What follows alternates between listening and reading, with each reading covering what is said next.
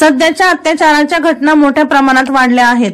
यात लग्नाचे आमिष देऊन महिलांसह मुलींवर होत असलेल्या अत्याचारांच्या घटना देखील सातत्याने समोर येत आहेत।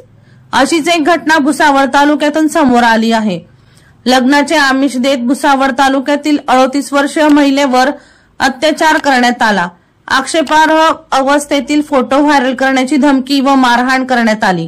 पीडितेच्या तक्रारीवरून दीपनगर प्रकल्पातील एका विभागातील अभियंत्यावर भुसावळ तालुका पोलिसात अत्याचार व अॅट्रॉसिटीच्या कलमान्वये गुन्हा दाखल। पीडितेच्या तक्रारीनुसार संशयित हार्दिक हेमचंद्र सोनी दीपनगर तालुका भुसावळ याने दिनांक 5 डिसेंबर 2021 ते 6 जून 2024 या कालावधीत लग्न करण्याचे आमिष दाखवून वेळोवेळी अत्याचार केला।